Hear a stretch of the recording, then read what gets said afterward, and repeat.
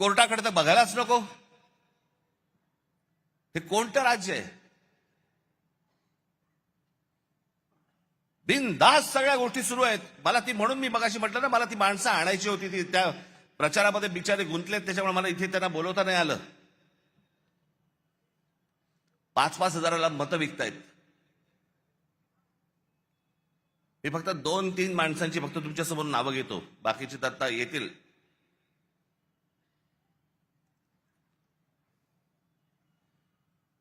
शैलेश धात्रक,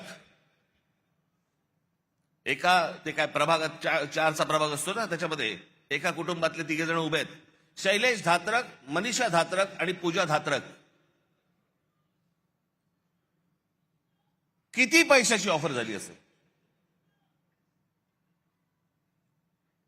तुम्ही कल्पना पण नाही करू शकत. म्हणजे काय लेवलचा बाजार मांडला या लोकांनी, तुम्हाला अंदाज येईल. या 3 लोकांना एका घरात मिळून 15 कोटी रुपयाची ऑफर दिली गेली. 15 कोटी. आणि मला ते मुद्दामून इकडे बोलवायचे होते त्यांनी 15 कोटीची ऑफर नाकारून ते निवडणुकीला उभे राहिलेत.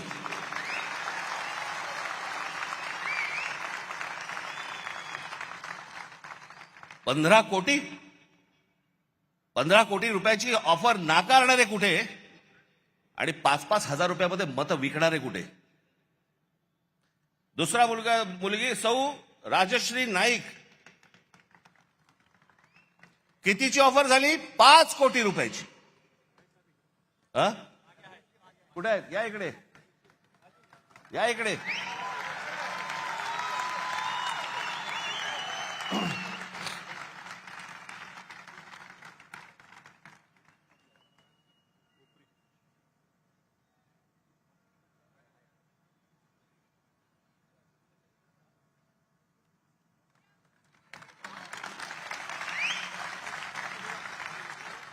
पाच कोटीची ऑफर झालेली गोष्ट नाकारणारी आहे. हे महाराष्ट्राचं स्वाभिमानी रक्त.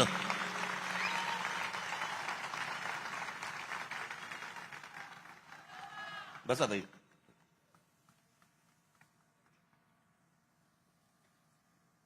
सुशील आवटे,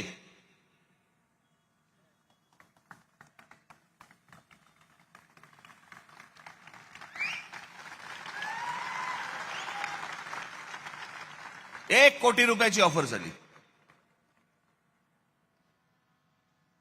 नाकारले. अजून बरेच जण आहेत.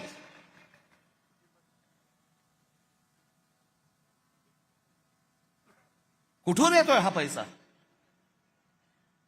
काय चाललंय हे? किती पैसे वाटायचे?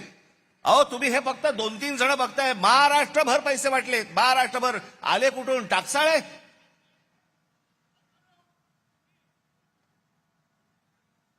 कोणाला 5 कोटी, कोणाला 10 कोटी, कोणाला 15 कोटी, कोणाला 1 कोटी, 2 कोटी. काय बघायलाच नको. ही कोणती महाराष्ट्रातील निवडणूक आहे? अहो इतकी वर्ष ह्या निवडणुका आम्ही बघतोय, अशी निवडणूक नाही पाहिली.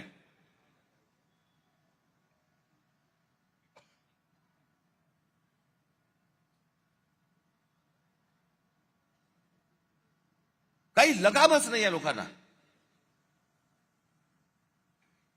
बिनधास जे काय हवंय ते करायचंय.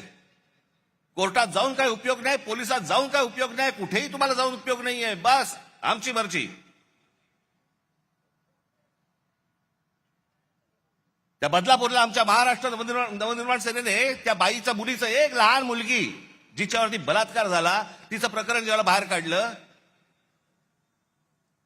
त्यातला जो मुख्य आरोपी होता, काही कारण नसताना पोलिसांकडनं त्याला एन्काउंटर केला गेला, मारला, त्याला ठार मारला. का? कशासाठी? या नराधमांना ठार मारले पाहिजे, त्याच्याबद्दल वादच नाहीये. पण एन्काउंटर मध्ये ठार का मारायचा होता? काही गुपित होतं का? जर ते बाहेर पडलं असतं काही प्रॉब्लेम होता का? आणि त्याच्यातला जो सह आरोपी होता आपटे नावाचा, त्याला भारतीय जनता पक्षाने काल स्वीकृत नगरसेवक म्हणून स्वीकारलं. आमच्या अविनाश जाधवने धमकी दिली.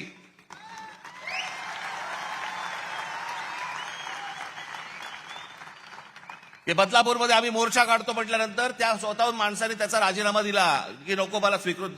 हिंमत कशी होते यांची द्यायची?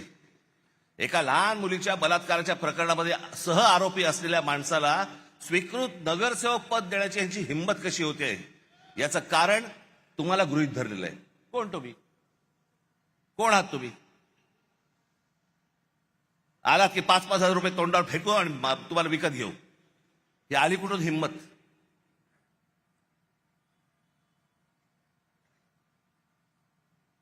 काल मी सांगितलं भ्रष्टाचाराचे आरोप आमच्यावरती करतायत.